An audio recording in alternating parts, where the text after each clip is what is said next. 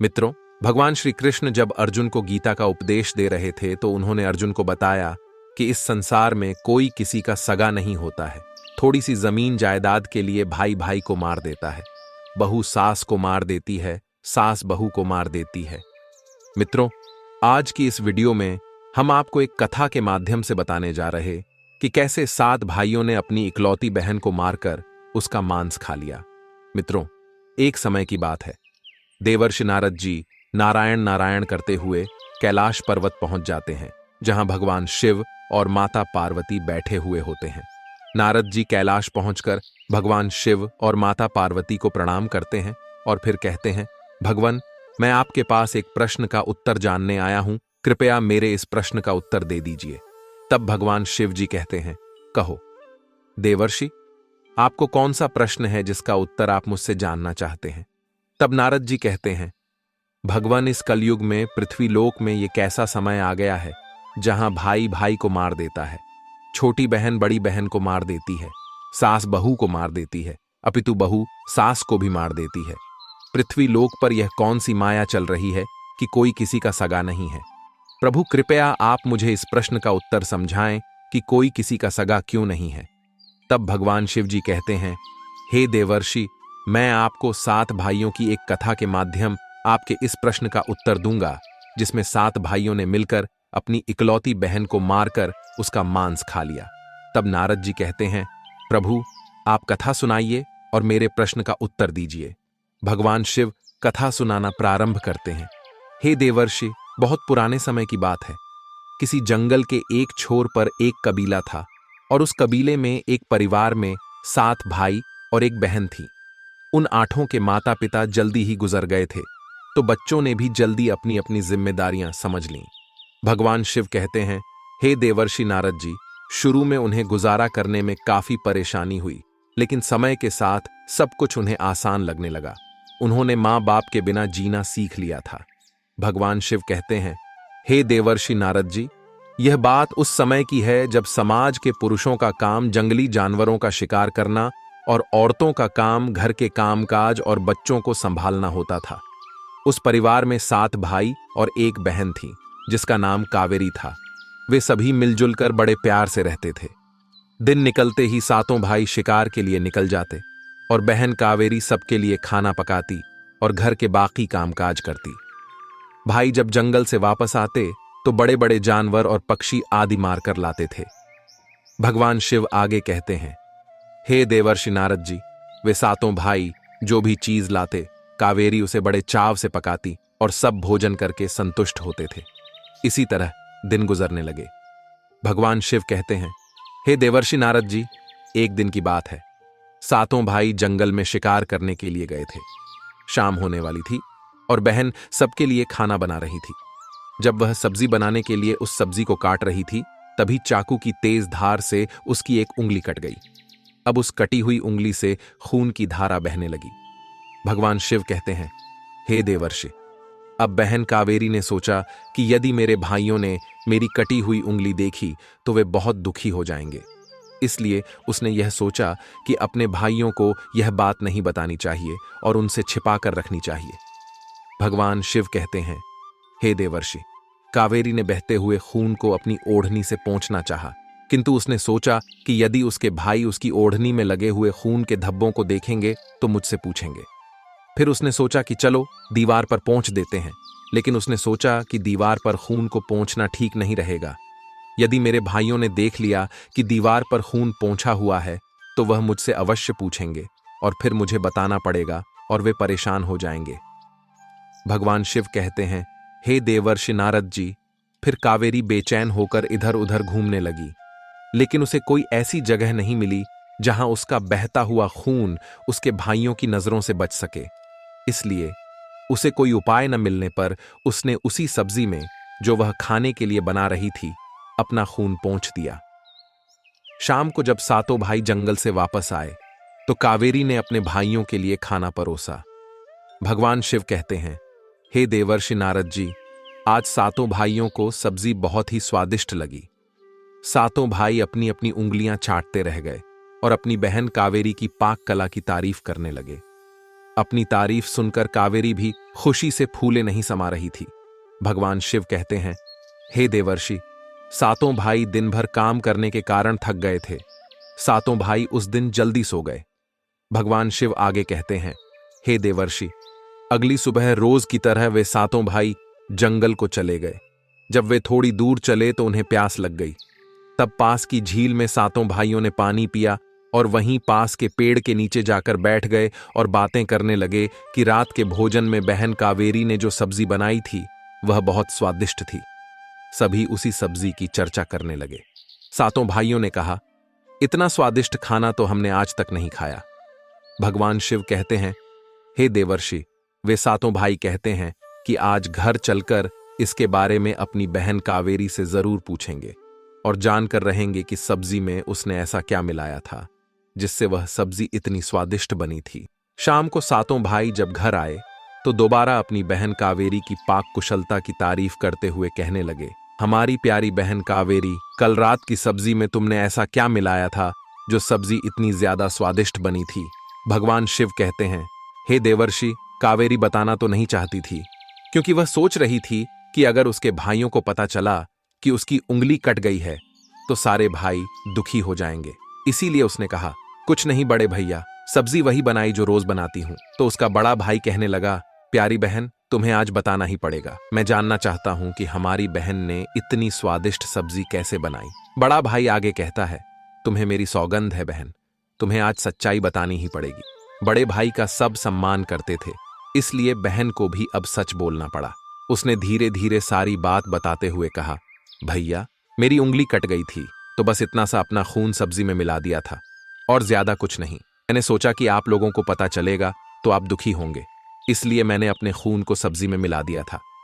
भगवान शिव कहते हैं, हे देवर्षि, यह सुनकर 6 भाइयों ने मन में सोचा कि अगर उसकी खून की चंद बूंदें इतनी स्वादिष्ट हैं तो उसका मांस कितना स्वादिष्ट होगा। रात के खाने के बाद सातों भाई सोने के लिए चले गए। साथ में फिर इस बात की चर्चा छिड़ गई। बड़ा भाई कहने लगा, अरे भाई, हमारी बहन कावेरी के खून की कुछ बूंदें इतनी स्वादिष्ट हैं तो सोचो उसके शरीर का मांस कितना स्वादिष्ट होगा। सबने बड़े भाई की हां में हां मिलाई, परंतु छोटे भाई को यह बात गलत लगी। उसने बड़े भाई का मान रखते हुए कुछ नहीं कहा और अगले दिन शिकार के लिए सातों भाई जाते हैं। भगवान शिव जी कहते हैं, हे देवर्षि, उस समय सातों भाइयों ने योजना बनाई कि वे अपनी बहन कावेरी को मारकर उसका मांस बनाएंगे और खाएंगे, क्योंकि बहन का मांस खूब स्वादिष्ट होगा। सातवें भाई को अपने बड़े भाइयों की योजना बिल्कुल भी अच्छी नहीं लगी। वह अपनी बहन कावेरी को बचाने के लिए बेचैन हो गया। वह खुलकर इसका विरोध तो नहीं कर सकता था क्योंकि 6 भाई एक तरफ थे और वह अकेला एक तरफ। शिकार करने के बाद सभी भाइयों ने मिलकर एक टीले पर बांस के पत्तों का एक चबूतरा बनाया जिसे चांद कहते हैं। उनकी योजना यह थी कि बहन कावेरी को बहला फुसलाकर यहां पर लेकर आएंगे और तीर मारकर उसकी हत्या कर देंगे और उसका स्वादिष्ट मांस खाएंगे। अगले दिन बड़े भाई ने अपनी बहन कावेरी से कहा, मेरी प्यारी बहन, अब तुम बड़ी हो गई हो और शादी के लायक हो गई हो। मैंने तुम्हारे लिए एक सुंदर वर की तलाश की है। आज हम उसको देखने जाएंगे और उसका घर भी देख कर आएंगे, इसलिए तुम भी हमारे साथ चलोगी। बहन शादी की बात से बहुत खुश हुई और तुरंत तैयार होकर भाइयों के साथ चलने लगी। भगवान शिव कहते हैं, हे देवर्षि, चलते चलते जब उसकी बहन कावेरी थक गई तो वह अपने बड़े भाई से पूछने लगी, भैया, मेरा ससुराल कितना दूर है? तब बड़ा भाई बोला, बस अभी कुछ देर में हम पहुंचने वाले हैं। और बड़ा भाई बोला, वह देखो बहन कावेरी, दूर से दिखाई दे रहा है। भगवान शिव आगे कहते हैं, हे देवर्षि, बड़ा भाई उसी टीले पर बने चांद को दिखाते हुए बोला, देखो मेरी प्यारी बहन, तुम्हारा ससुराल, जहां तुम राज करोगी। यह सुनकर कावेरी आनंदित हो उठी। चांद पर पहुंचने के बाद बड़े भाई ने अपने छोटे भाइयों को आदेश दिया कि अपनी बहन कावेरी को एक रस्सी के सहारे बांस के खंभे से बांध दो। सभी भाई मिलजुल कर फुर्ती से बहन को बांधने लगे। कावेरी को एहसास हो गया कि उसकी हत्या होने वाली है। उसने अपने सभी भाइयों को हत्यारे के रूप में देखकर उसका हृदय हाहाकार करने लगा। वह ईश्वर को याद करते हुए कहने लगी, हे ईश्वर, अब तुम ही मेरा सहारा हो। मेरे सातों भाई मेरी हत्या करना चाहते हैं। इनमें से एक भी ऐसा नहीं है जिसके दिल में मेरे लिए दया और प्रेम हो। सातवां भाई रो उठा। बहन की पुकार पर वह तड़प कर रह गया, लेकिन 6 भाइयों का प्रतिवाद करने का साहस नहीं जुटा पाया। बहन को निर्ममता से बांधने के बाद बड़े भाई ने सबको बारी बारी से उस पर प्रहार करने का आदेश दिया। भगवान शिव कहते हैं, हे देवर्षि, बड़ा भाई सबसे पहले हाथों में धनुष बाण लेकर जब अपनी बहन पर प्रहार करने को आगे बढ़ा, तब कावेरी भाई के सामने हाथ जोड़कर करुण स्वर में कहने लगी, मारो मारो भैया, छाती में लक्ष्य करके, तुम्हारा तीर जंगल को जाएगा। भैया मारो मारो भैया, छाती में लक्ष्य करके। भाई ने कठोरता से तीर चलाया। उसका निशाना तो अचूक था, परंतु आज विफल हो गया। उसके बाद दूसरा भाई तीर मारने को तैयार हुआ। बहन ने उसके आगे भी हाथ जोड़कर वहीं करुण स्वर में गीत गाया। उसका भी निशाना चूक गया। इसी तरह सभी भाइयों ने बारी बारी से बहन की छाती को लक्ष्य करके तीर मारने की कोशिश की, परंतु बहन हर बार यही गीत दोहरा रही थी। भाई लक्ष्य भेद करने में असफल रहे। अब 7वें भाई की बारी थी। भगवान शिव कहते हैं, हे देवर्षि, उस 7वें भाई से 6 भाई कहने लगे, भाई पूरी ताकत से तीर चलाना और बहन को एक बार में मार देना। यदि तुम्हारा निशाना चूक गया तो तुम जिंदा नहीं बचोगे, हम सब तुम्हें मार देंगे। बहन कावेरी ने अपने छोटे भाई की जान बचाने के लिए अपनी जान न्यौछावर कर दी और अपने छोटे भाई को बचाने का निश्चय किया। वह ईश्वर से प्रार्थना करने लगी, हे ईश्वर, मेरे भाई का तीर मेरी छाती भेदने में सफल हो जाए। फिर वह करुण गीत गाने लगी, मारो मारो भैया, छाती में लक्ष्य करके, भैया छाती में लक्ष्य करके तेरा तीर मेरी छाती भेद जाए। मारो मारो भैया, छाती में लक्ष्य करके। भगवान शिव कहते हैं, हे देवर्षि, छोटे भाई ने तीर चलाया। उसका तीर बहन के मर्म पर जा लगा। वह दर्द से तड़प उठी। कुछ देर तड़पने के बाद उसके प्राण पखेरु उड़ गए। सातों ने मिलकर अपनी बहन का मृतक शरीर नीचे उतारा। 6 भाइयों ने मिलकर बहन के शरीर की बोटी बोटी काट डाली। बड़े भाई ने 7वें भाई को जंगल से लकड़ी और पानी लाने का आदेश दिया। छोटा भाई पानी और लकड़ियां लाने के साथ साथ कुछ मछली और केकड़े भी ले आया था। वह अंदर ही अंदर बहुत दुखी था।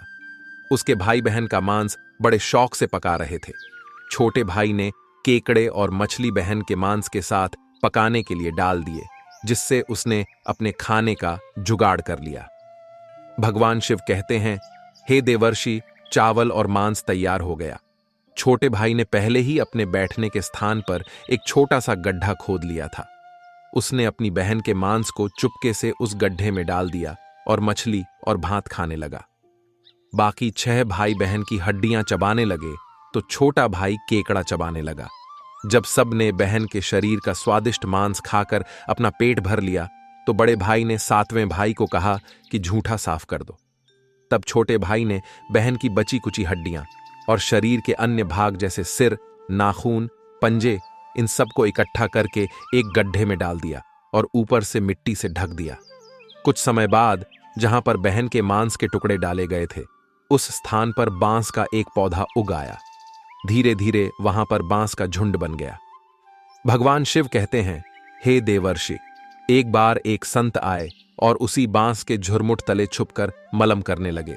उसी समय आकाशवाणी हुई, संत दुर्गंध आ रही है, संत दुर्गंध आ रही है।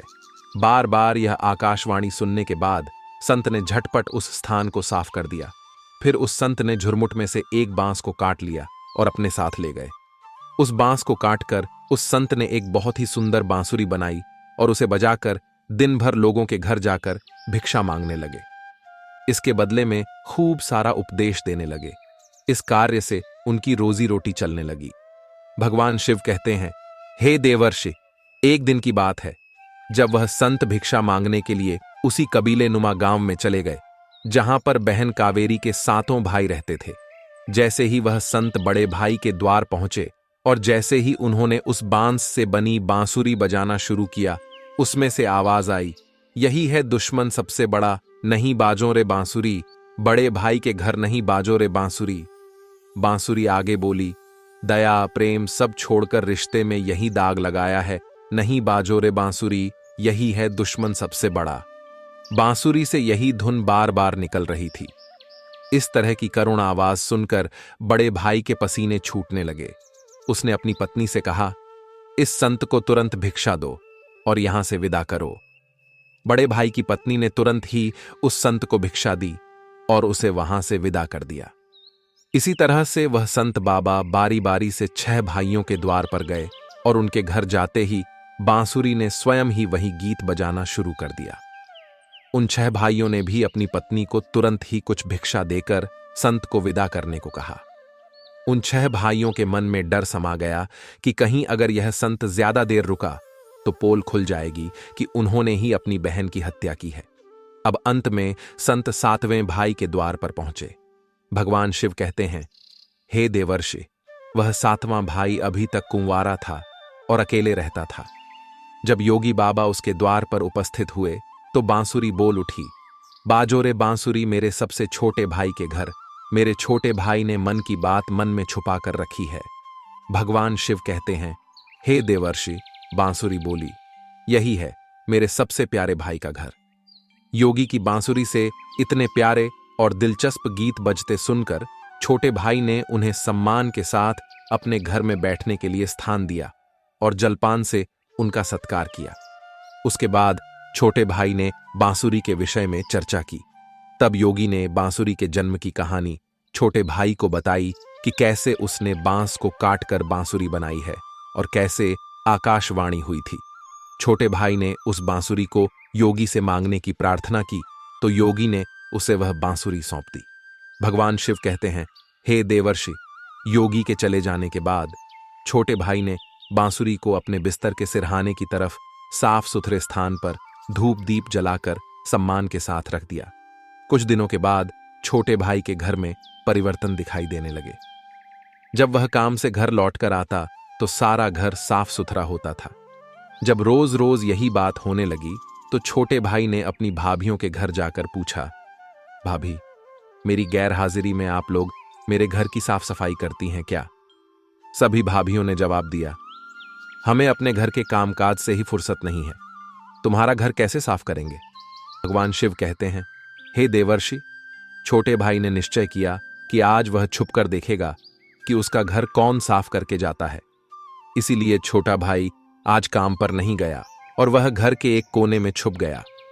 घर सुनसान होते ही जहां पर बांसुरी स्थापित की थी वहां से उसकी बहन की शक्ल की एक लड़की निकली और उसने घर का सारा काम किया और फिर उसी बांसुरी में समा गई। भगवान शिव कहते हैं, हे देवर्षि, छोटे भाई ने यह सब देखा तो उसे अपनी आंखों पर विश्वास नहीं हुआ। फिर छोटे भाई ने यह बात अपनी बड़ी भाभी को बताई।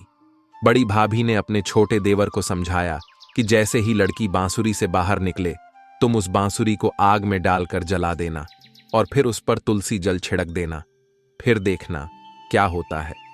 भगवान शिव कहते हैं, हे देवर्षि, छोटे भाई ने बड़ी भाभी के कहे अनुसार काम किया। उसने लड़की के बाहर निकलते ही बांसुरी को आग में डाल दिया और लड़की पर पवित्र तुलसी जल का छिड़काव किया। तुलसी जल के स्पर्श से वह लड़की मानव रूप में आ गई। भाई ने देखा वह तो उसकी प्यारी बहन थी। उसने अपनी बहन को गले से लगा लिया। उसके बाद दोनों बहन भाई बड़े प्रेम से रहने लगे और बहन ने भाई को और भाई ने बहन को अपना लिया। वे खुशी से एक दूसरे के साथ रहकर जीवन यापन करने लगे। भगवान शिव कहते हैं, हे देवर्षि, इस दुनिया में कोई किसी का सगा नहीं होता। जो इंसान आपसे निस्वार्थ प्रेम करता है वही आपका सच्चा मार्गदर्शक है। जैसे 6 भाइयों ने अपनी बहन को मारकर उसका मांस खाया, लेकिन छोटे भाई की अपनी बहन के प्रति दया और प्रेम की भावना के कारण वह अपनी बहन से दोबारा मिल पाया। यही है निस्वार्थ प्रेम का प्रतीक। भगवान शिव आगे कहते हैं, हे देवर्षि, अब तो आपको आपके प्रश्न का उत्तर मिल ही गया होगा। तब देवर्षि कहते हैं, हे प्रभु, आपकी कृपा दृष्टि जिस पर हो उसे क्या नहीं मिल सकता। मुझे मेरे प्रश्न का उत्तर मिल गया है। इतना कहकर देवर्षि वहां से आकाश लोक की ओर निकल पड़ते हैं। मित्रों, इस कहानी से हमें यह शिक्षा मिलती है कि निस्वार्थ प्रेम ही रिश्तों को बनाए रखता है। मित्रों, आपको हमारी यह कहानी कैसी लगी हमें कमेंट बॉक्स में जरूर बताइएगा और ऐसी ही ज्ञानवर्धक और रोचक कथाओं के लिए हमारे चैनल को सब्सक्राइब कीजिए। कमेंट बॉक्स में हर हर महादेव लिखना ना भूलें। वीडियो को पूरा देखने के लिए आप सबका बहुत बहुत धन्यवाद। राधे राधे मित्रों।